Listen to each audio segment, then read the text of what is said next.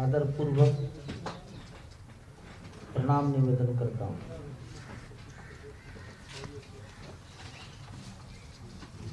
और आभार व्यक्त करता हूँ कि इस शीतकाल में आप विश्व हिंदू परिषद के निवेदन को स्वीकार करके उपस्थित हुए। वैसे तो सभी बातें शायद हमसे अधिक आपकी जानकारी में रहती है और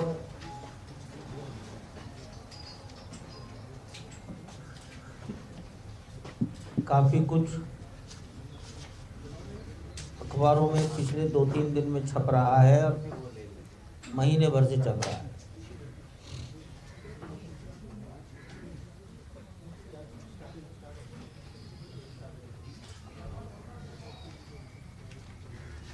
पाँच 500 वर्षों तक हिंदुस्तान के राम भक्तों ने राम जन्मभूमि को प्राप्त करने के लिए आत्मोत्सर्ग किया।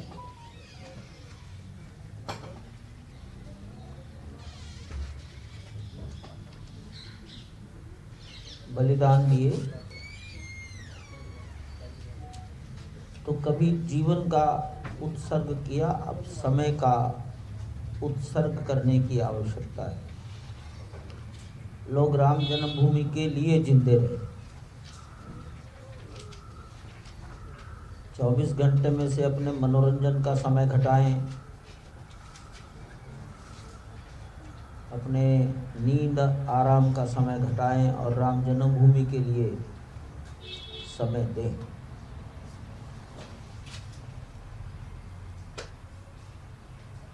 आज जिसकी आयु 35 साल है,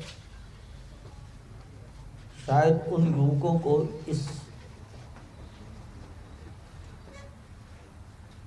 लड़ाई का इतिहास बहुत कम मालूम होगा। जो बहुत अधिक अध्ययन करते होंगे उन्हीं को मालूम होगा। देखा तो किसी ने भी नहीं।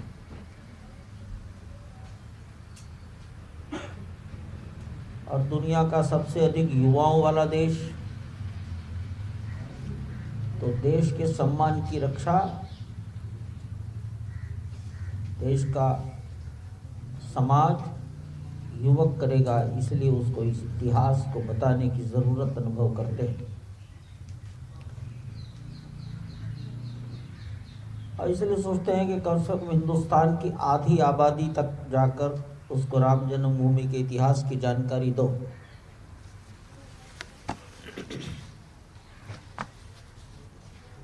कम से कम 50 करोड़ लोगों तक तो पहुंचे। 11 करोड़ घर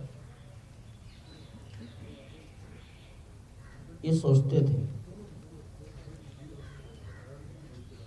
लेकिन समाज में जो उत्साह अनुभव हो रहा है,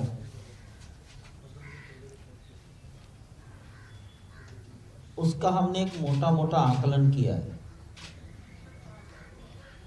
और वो आकलन कार्यकर्ताओं की बातचीत और वार्ता सामूहिक चिंतन के आधार पर किया है।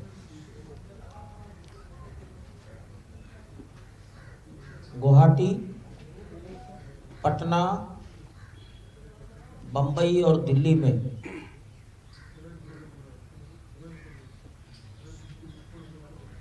कार्यकर्ता एकत्र आए। 24 घंटे बैठकर विचार हुआ। गुवाहाटी में 7 सिस्टर्स, पटना में झारखंड बिहार, मुंबई में गुजरात, गोवा, महाराष्ट्र, मध्य प्रदेश, छत्तीसगढ़ और दक्षिण भारत, और कल दिल्ली में उड़ीसा, बंगाल, अंडमान निकोबार, सिक्किम, राजस्थान, जम्मू कश्मीर, हिमाचल, पंजाब, हरियाणा, दिल्ली, उत्तराखंड और उत्तर प्रदेश के कार्यकर्ता है। और वो क्या सोचते हैं, उनके राज्यों में समाज का उत्साह कैसा है, कार्यकर्ताओं का उत्साह कैसा है, तो ऐसा लगता है इन 4 स्थानों पर जो कुछ कार्यकर्ताओं ने बताया,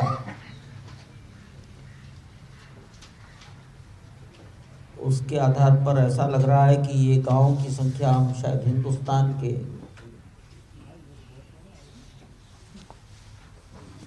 इतना संपर्क होगा कि दुनिया का अभूतपूर्व कार्यकर्ताओं का जोड़ अगर वैसा का वैसे ही कर लिया जाए, उसमें अपनी ओर से कोई काट छाट न की जाए, तो 5.25 लाख गांव तक पहुंचने की अपेक्षा हमारे कार्यकर्ता कर रहे हैं और 12.25 करोड़ से भी अधिक परिवारों तक हम पहुंचेंगे। कोई गांव छोड़ेंगे नहीं, ऐसा कहने वाले अनेकों राज्य मिले। जितने घरों में पहुंचना है उतने ही प्रकार, उतने ही संख्या में, उससे अधिक लिटरेचर, इतिहास का छापेंगे, अपनी अपनी मातृभाषा में छापेंगे, केवल हिंदी और अंग्रेजी नहीं।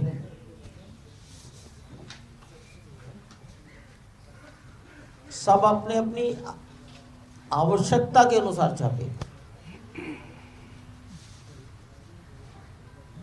और अपने अपने राज्यों के जो शीर्षस्थ लोग हैं किसी भी क्षेत्र के, उनको मिलेंगे। दिल्ली के कार्यकर्ताओं का विचार है कि हम राष्ट्रपति, उपराष्ट्रपति, प्रधानमंत्री जी को भी मिलेंगे। तो अर्थात सभी राज्यों के लोग अपने मुख्यमंत्री, राज्यपाल, भिन्न भिन्न राजनीतिक दलों के नेताओं को मिलेंगे, इतिहास बताएंगे।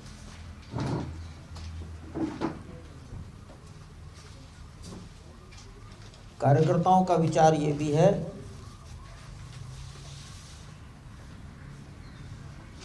पुरानी बातों को भूलेंगे अब और नया राष्ट्र के निर्माण का ये मार्ग है। कार्यकर्ता लोग इस मंदिर के निर्माण को हिंदुस्तान की अस्मिता से, सम्मान से, गौरव से जोड़कर देख रहे हैं। ये इन 4 जो बैठकें मैंने बताई हैं, गुवाहाटी, पटना, मुंबई और दिल्ली, मैं उसका सारांश बता रहा हूँ कि राष्ट्र की अस्मिता, राष्ट्र का गौरव, उसका ये प्रतीक है और ये अंततः हिंदुस्तान के निर्माण का मार्ग प्रशस्त करेगा, स्वाभिमान जगेगा। और इसलिए ये इतना बड़ा जनसंपर्क अभियान है जिसको कार्यकर्ताओं का उमंग देखकर लगता है कि पूरा कर लेंगे तो ये विश्व का न भूतो, भविष्य के बारे में कह नहीं सकते, ऐसा होगा। अब मंदिर भगवान का घर है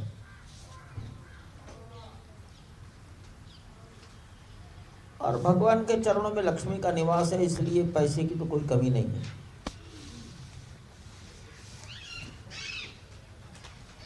पढ़ भी नहीं सकती।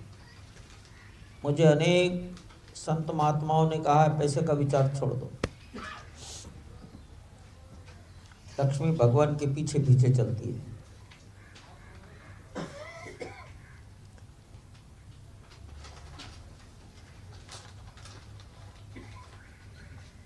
इसलिए मांगना नहीं,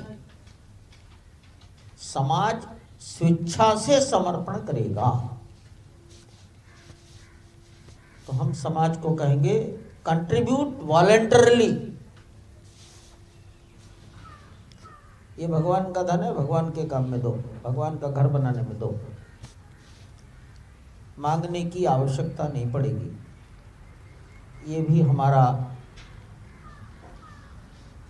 2-3 महीने का हिंदुस्तान की यात्रा, समाज से, संतों से भेंट, उसका ये निष्कर्ष है।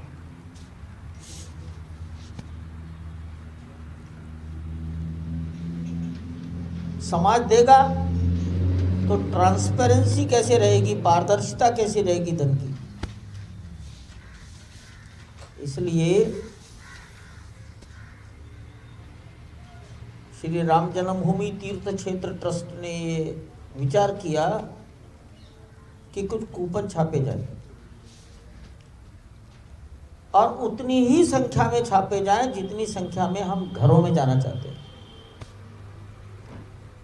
तो हमने 10 रुपया, 100 रुपया, 1000 रुपया इतना अंक लिखकर कूपन छापे हैं।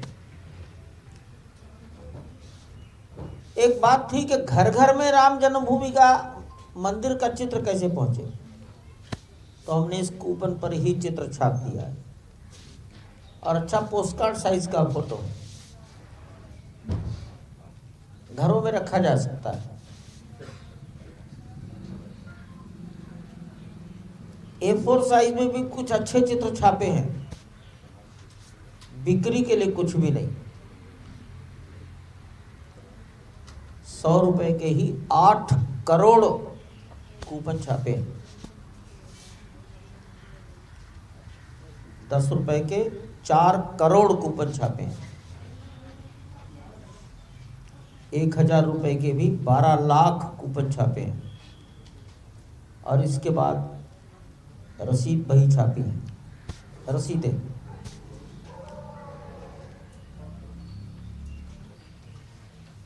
समाज के समर्पण को ट्रांसपेरेंट बनाए रखने के लिए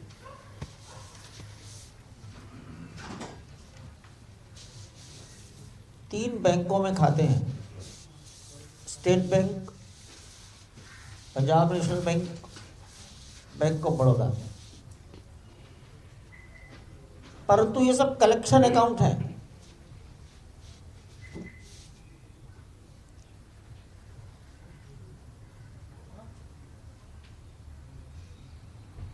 ऐसा गणित आ रहा है कि देश में लगभग 3 से 4 लाख कार्यकर्ता अपना समय देंगे, प्रतिदिन 3 से 4 घंटे देंगे और अपने अपने क्षेत्र में समाज के साथ मिलकर संपर्क करेंगे, टोलियों में करेंगे। कम से कम 3 लोगों की टोली बनाने के लिए कहा गया है।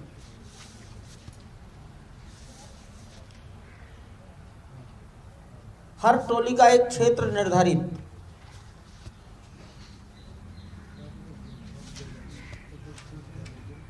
दिन भर में जो भी कुछ समाज ने आपको दिया वो 48 घंटे के अंदर नियरेस्ट बैंक में जमा करना। आप जहां रहते हैं उसके निकटतम कौन सा बैंक है, कौन से बैंक की कौन सी ब्रांच है। 3 बैंकों का वर्णन मैंने किया है।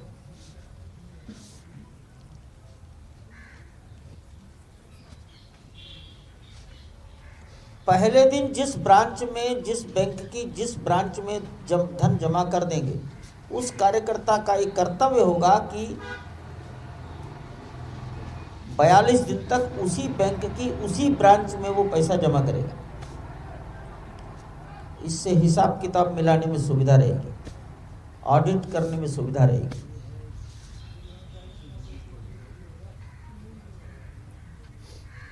कार्यकर्ता जब पैसा जमा करने जाएगा तो डिपॉजिट स्लिप पर अकाउंट का नंबर लिखेगा, इसमें गलती हो सकती है।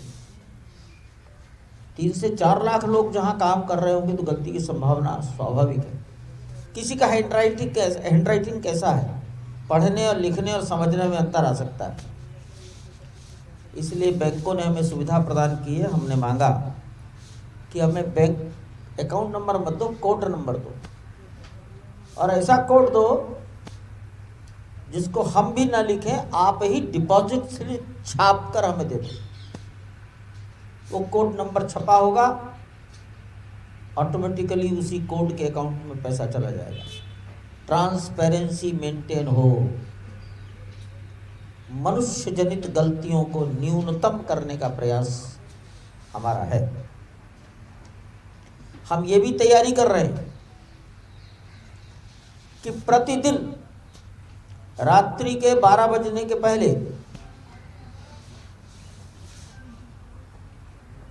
हिंदुस्तान के 70% तक स्थानों से ये सूचना आ जाए कि आज का धन संग्रह बैंक में कितना गया।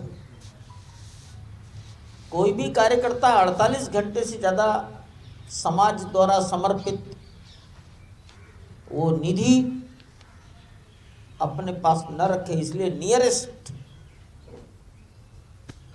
स्टेट बैंक की 22,000 ब्रांचेज हैं, पंजाब बैंक की 14,000 ब्रांचेज हैं, बैंक ऑफ बड़ौदा की 10,000 ब्रांचेज हैं। ये 46,000 ब्रांचेज से हम सारा हिंदुस्तान कवर करने वाले।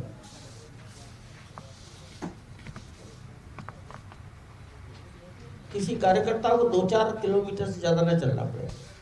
48 घंटे का समय इसलिए दे रहे हैं कि दूर दराज के गांव में अगर कोई है तो उसको आने में समय लग सकता है। ऐसी एक निर्दोष पद्धति विकसित करने की ओर हमने कदम बढ़ाया है।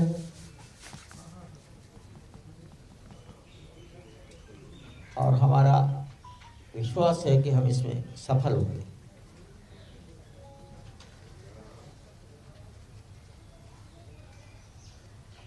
एक विषय बार बार हमसे पूछा गया, हमको कहा गया, मुझे व्यक्तिगत रूप से कहा गया,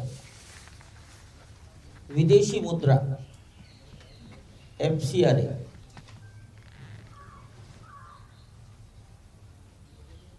अभी हमने विदेशी मुद्रा प्राप्त करने के लिए जो कानून है FCRA, foreign contribution regulation act, इसमें रजिस्ट्रेशन प्राप्त नहीं किया है। उसके कारण है, कानून कहता है कि 3 वर्ष की ऑडिट रिपोर्ट चाहिए। अभी तो ट्रस्ट बने हुए 1 साल भी नहीं हुआ। और दूसरा कारण है कि पहले हमारी शक्ति उस समाज पर लड़ेगी जिस समाज ने इस मंदिर के लिए अपना जीवन दिया है। एक बिंदु आता है CSR। हमारा चिंतन ऐसा है, CSR का पैसा अगर लगना है तो बाद में जब म्यूजियम बनेंगे, लाइब्रेरी बनेंगी, पाठशालाएं बनेंगी, उसमें लगे।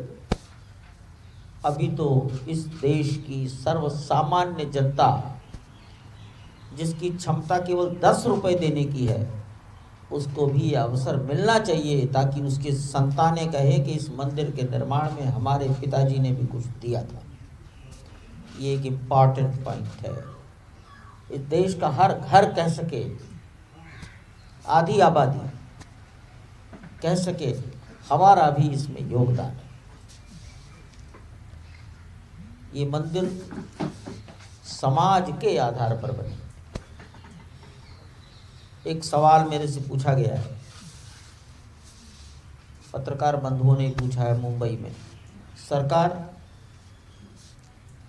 सरकारों का काम मंदिर बनाना नहीं है, सरकार का काम समाज की भलाई के जो काम करना है वो करेगी। लेकिन हम प्रधानमंत्री, राष्ट्रपति, उपराष्ट्रपति के पास जाएंगे, वो मनुष्य के रूप में जाएंगे, वो अपने पॉकेट में से दें, अपने निजी खाते में से दें। सरकार के धन से तो दे ही नहीं सकते। भारत सरकार ने जब ट्रस्ट बनाया तो भारत सरकार की खजाने से कुल 1 रुपए का नोट दिया है। अब वो बैंक में डिपॉजिट हुआ है और बैंक ने उस रुपए को फ्रेम करके रख दिया, 1 रुपया। इसलिए सरकार की भी, सरकार या सरकारों, उनसे सहयोग की अपेक्षा है, धन की अपेक्षा नहीं, कि राष्ट्र के इस सम्मान में उनका भी योगदान है।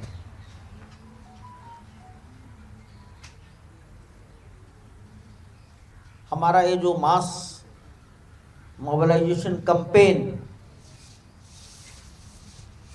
इसे मकर संक्रांति से शुरू करेंगे और कार्यकर्ताओं को कहा गया है कि अधिक से अधिक माघ पूर्णिमा यानी फरवरी 27, ये 42 दिन के काल में सब कुछ अपने अपने प्रांत की सुविधा के अनुसार दिन तय करिए और जनसंपर्क प्रारंभ करिए।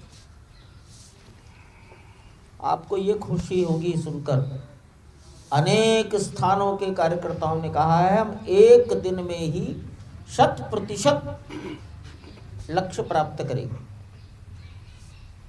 इससे कार्यकर्ताओं के उत्साह को देखना, ये आवश्यक नहीं है कि एक दिन में सब हो जाए, तो इसलिए 3 दिन 4 दिन भी करेंगे, लेकिन वो संकल्प किया है हम एक ही दिन में सब काम कर लेंगे। ये आज की दिन समाज की मानसिक अवस्था का मैंने चित्रण किया है। बड़ी खुशी की बात है, आपने फोटो देख लिया होगा। हमारे ट्रस्ट में एक कंस्ट्रक्शन कमेटी है, उस कमेटी के चेयरपर्सन श्री नृपेंद्र मिश्रा हैं। उनके बारे में बताने की आवश्यकता नहीं है, 1967 बैच के उत्तर प्रदेश कैडर के आईएएस अफसर हैं और रिटायरमेंट के बाद 2014 से 2019 तक नरेंद्र मोदी जी के प्रमुख सचिव की भूमिका उन्होंने निर्वाह की है। तो एक कंस्ट्रक्शन कमेटी के हेड के रूप में हमने उनको निमंत्रण दिया कि कार्यकर्ता मंदिर निर्माण के संबंध में जनसंपर्क करने वाले हैं, आप भी आकर कार्यकर्ताओं के विचारों को सुनिए। और इस रूप में वो कल आए, ये हमारे लिए बहुत ही प्रसन्नता का विषय। हमारी इच्छा है कि मंदिर 3 वर्ष में तैयार हो जाए।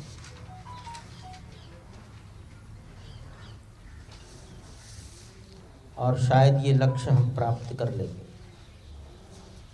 शायद मैंने इसलिए लगा दिया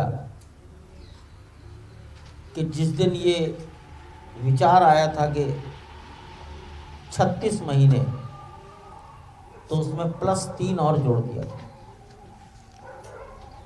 अपने लिए दाएं बाएं थोड़ा बहुत जाने के लिए मार्जिन रखा था। लेकिन जिस दिन ये विचार किया था उस दिन के बाद तो 6 महीने निकल गए।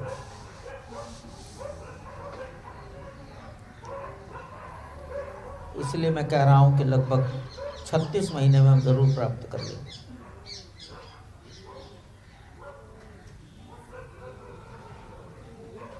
ट्रस्ट की ओर से इस ट्रस्ट को, इस निर्माण को देखने के लिए एक कमेटी बनाई गई है, construction committee created by the trust. उसमें पूज्य स्वामी गोविंद देव गिरी जी महाराज हैं,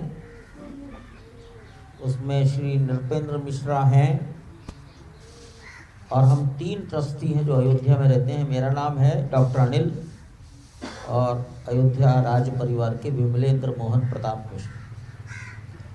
ये हम पूरी तरह से एक एक चीज़ को देखने की, समझने की कोशिश करते हैं। लेकिन ट्रस्ट में ही कंस्ट्रक्शन कमेटी का एक क्लॉज है, उस क्लॉज के अंतर्गत फिर एक कमेटी बनाई गई है। उस कमेटी के चेयरपर्सन श्री नृपेंद्र मिश्रा हैं। ये ट्रस्ट करोड़ों लोगों की अपेक्षाओं को पूरा करने जा रहा है। लाखों लोगों की निगाहें हैं जो शायद ज्यादा पैनी हैं। हो सकता है उनमें से कुछ छिद्रान्वेषी भी हों, छेद ढूंढने की कोशिश करें। पारदर्शिता बनाए रखने के लिए अभी ट्रस्ट शैशव अवस्था में है। इसके लिए जो ट्रस्ट डीड में कंस्ट्रक्शन कमेटी है, उसमें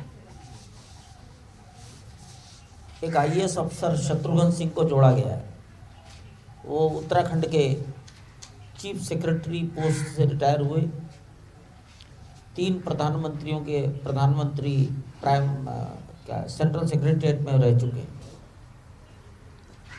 और दूसरे आईएएस अफसर हैं दिवाकर त्रिपाठी जो लखनऊ में रहते हैं।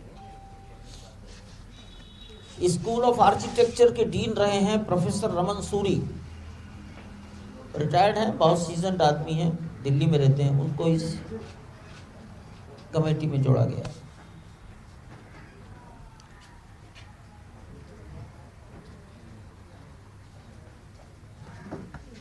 हिसाब किताब की पारदर्शिता बनाए रखे जाए,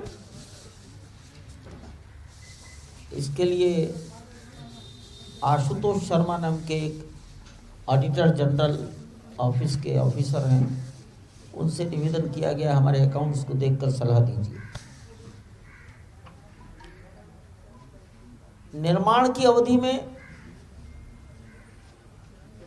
आज ड्यूरिंग कंस्ट्रक्शन, आफ्टर कंस्ट्रक्शन उस मंदिर पर किसी प्रकार का बाह्य संकट खड़ा ना हो, मानव जनित, इसके लिए कंस्ट्रक्शन कमेटी में बॉर्डर सिक्योरिटी फोर्स के रिटायर्ड डायरेक्टर जनरल के शर्मा को जोड़ा गया है। बॉर्डर पर सुरक्षा में क्या क्या समस्याएं आती हैं, हवाई अड्डों पर सुरक्षा में क्या क्या कठिनाइयाँ और कैसे उसको रिजॉल्व करते हैं। अयोध्या में सीआरपीएफ सुरक्षा करती है, पीएसी रक्षा करती है, पुलिस रहती है। इन सब के अनुभव, इसके आधार पर एक इंटीग्रेटेड योजना बने, वो सरकार को प्रपोज की जाए, लोकल एडमिनिस्ट्रेशन को प्रपोज की जाए। इसके लिए एक अच्छा होमवर्क किया जा रहा है। हमारी इस कमेटी में इंजीनियरिंग पॉइंट ऑफ व्यू से नेशनल बिल्डिंग कंस्ट्रक्शन कमेटी के retired ex chairman Anoop Mittal ji भी हैं। इस प्रकार ये कंस्ट्रक्शन के काम पर चिंतन करने वाला विषय है। आपको पता लग गया है कि लार्सन टुब्रो कंपनी निर्माण कार्य करेगी, लेकिन इतने बड़े बड़े कामों में एक दूसरा भी पैरेलल ऑर्गेनाइजेशन जोड़ा जाता है। तो हमने सोचा जिस प्रकार की प्रतिष्ठा वाली कंपनी लार्सन टुब्रो है, उसी प्रकार की प्रतिष्ठा वाली दूसरी कंपनी को ऑन बिहाफ ऑफ ट्रस्ट जोड़ा जाए। तकनीकी भाषा में उसको पीएमसी कहते हैं, प्रोजेक्ट मैनेजमेंट कंसल्टेंट, पीएमसी। तो इस पीएमसी के रूप में हमने टाटा कंसल्टिंग इंजीनियर्स को जोड़ा है।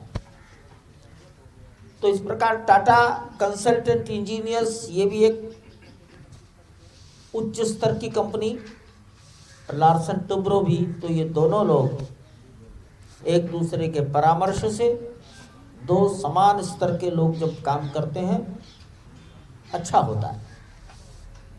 हमारी ओर से भी हमने अपने भारतवर्ष में से चुनकर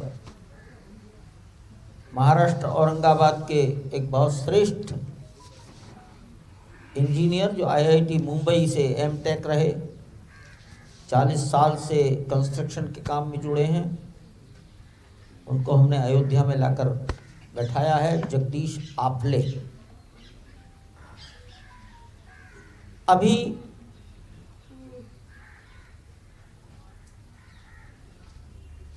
ब्रेनस्टॉर्मिंग कहें, होमवर्क कहें, ये नींव पर होमवर्क चल रहा है। जमीन के ऊपर जो निर्माण होने वाला है वो पत्थर है, और पत्थर की आयु 1000 साल कम से कम मानी गई है। हिंदुस्तान में जितने पुराने मंदिर पत्थरों के बने हैं वो दिखते हैं, कोणार्क, मदुरई, रामेश्वरम, जगन्नाथ, ये उदाहरण है। अयोध्या सरयू मैया के किनारे है, तो ताजमहल भी सरयू के किनारे है, दिल्ली का लाल किला भी यमुना जी के किनारे है, वो भी यमुना जी के किनारे है। इसलिए नदी के तट पर नींव कैसी हो। अयोध्या की भौगोलिक स्थिति, जमीन के अंदर की स्थिति ऐसी है कि गहराई तक 60 मीटर गहराई तक लूज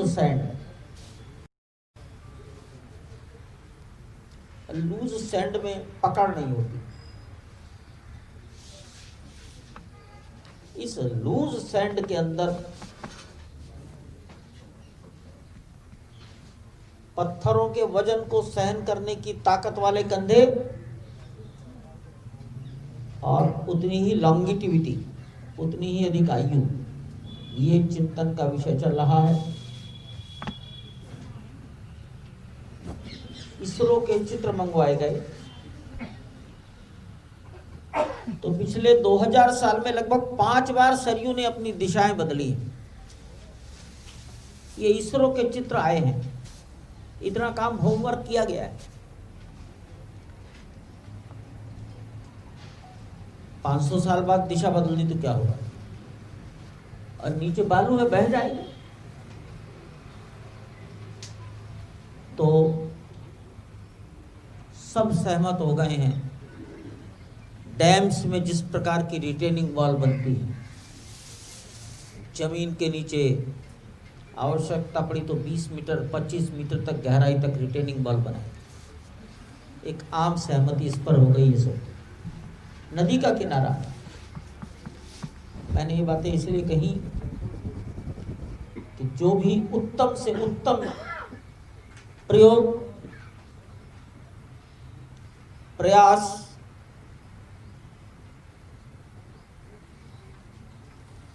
आज उपलब्ध इंजीनियर्स कर सकते हैं, वो कर रहे हैं। श्रीमान नृपेंद्र मिश्रा जी ने बेस्ट एफर्ट किए और इसके लिए उन्होंने आईआईटी दिल्ली के रिटायर्ड डायरेक्टर प्रोफेसर राजू, उनकी लीडरशिप में चेयरपर्सन बनाया उनको, और एक कमेटी बनवाई जिसमें IIT Mumbai, IIT Guwahati, IIT Chennai, central building research institute Roorkee, Tata, L&T के इंजीनियर्स, डिजाइनर्स, इन सब ने मिलकर, जगदीश आफले प्रोजेक्ट मैनेजर, इन्होंने मिलकर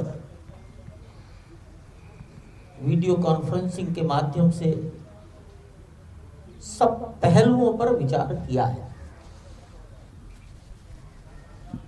मुझे उम्मीद है 2-4 दिन में कोई ना कोई एक ड्राइंग सामने आएगी और फिर उस ड्राइंग के आधार पर काम किया जाएगा।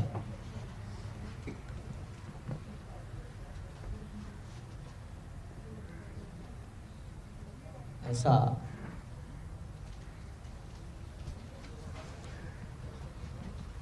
एक मेरी सूचना है आप लोगों के लिए। बस शेष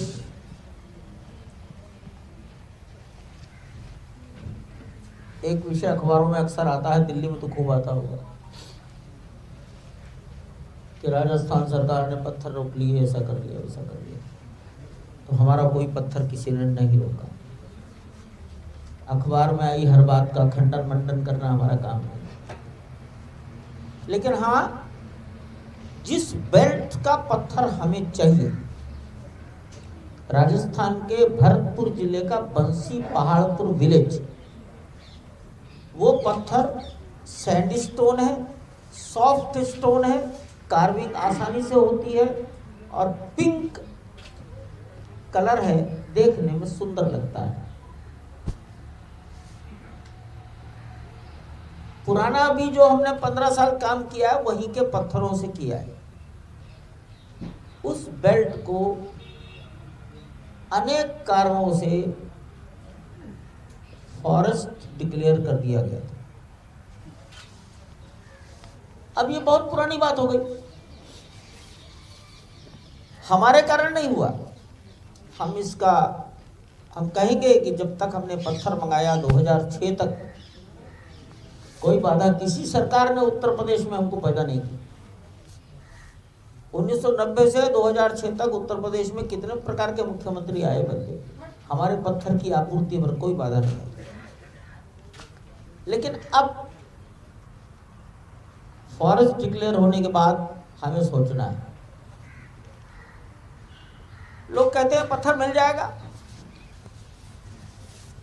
हजारों ट्रक पत्थर आना है, तो लोग हमसे पूछेंगे कहां से लाए। एरिया तो फॉरेस्ट है, रिजर्व फॉरेस्ट है, तो हम ये नहीं कहेंगे कि हमने चोरी से लाए। आपको ये बता दूं, लगभग 4 लाख क्यूबिक फीट पत्थर की डिमांड है, जिसमें से हमारे पास कार्विंग करके रखा गया पत्थर, उसकी आजकल नापतोल चल रही है, 70,000 क्यूबिक फीट रखता है। तो लगभग 3.25 लाख क्यूबिक फुट पत्थर हमको चाहिए।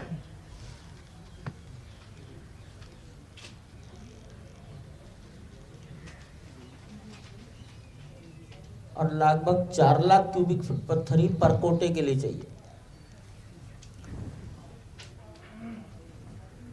अगर नींव में पत्थर का प्रपोजल आ गया तो नींव के लिए पत्थर और चाहिए। होमवर्क सब हुआ है कि अगर पत्थरों की नींव बनानी पड़ गई तो क्या होगा। तो गणित किया गया है 4 फीट 2 फीट 2 फीट, 4 फीट लंबा, 2 फीट चौड़ा, 2 फीट मोटा है, 2 दूनी 4 चौक 16, 16 क्यूबिक फीट के 25,000 ब्लॉक चाहिए।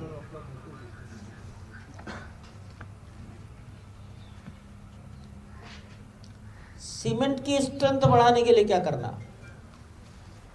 क्योंकि सीमेंट की जो आयु है वो अगर लोहे के साथ मिक्सअप कर दिया जाए सीमेंट को, आरसीसी, तो 90 साल 100 साल, और आरसीसी हटा दिया जाए तो प्योर कंक्रीट, प्लेन कंक्रीट 140 साल 150 साल, उसके बाद उसकी शक्ति खत्म हो जाती है।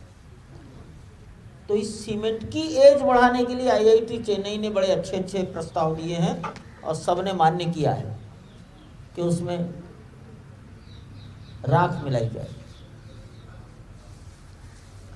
उसमें अब्रक मिलाया जाए, उसमें रसायन मिलाया जाए, और सबके नाम लिखे हैं, परसेंटेज लिखी है कितना कितना परसेंट।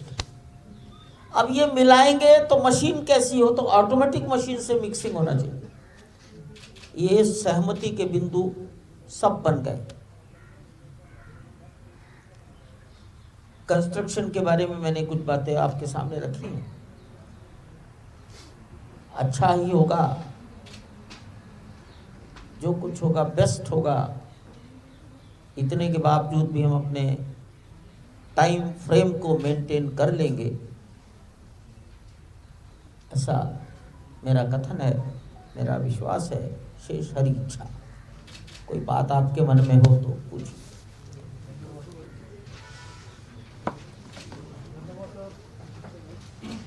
आदरणीय, ये बंगाल में जो इलेक्शन है और बंगाल में आपका जो कलेक्शन होना है श्री राम मंदिर के लिए, वो व्यवस्थित रूप से हो पाए, क्योंकि मकर संक्रांति से कर रहे हैं और उसके बाद इलेक्शन भी। हमारा जनसंपर्क देशव्यापी है और चुनाव की गति ऐसी है कि कहीं ग्राम पंचायत के चुनाव होने वाले हैं, लोकल बॉडीज़ के चुनाव होने वाले हैं, कहीं विधानसभाओं के चुनाव होने वाले हैं, लेकिन सारे हिंदुस्तान में एक साथ कहीं कुछ नहीं होने वाला है।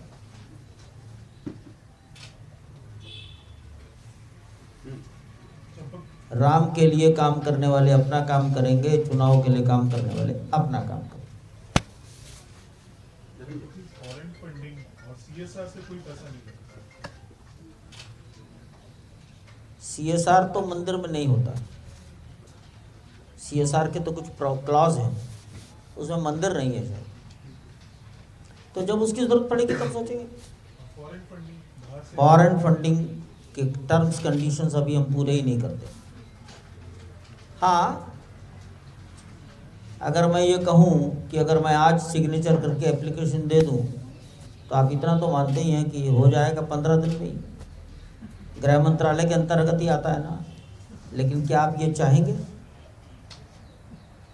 ताकि आपको कुछ कलम चलाने के लिए मिल जाए विषय? हम नहीं चाहेंगे।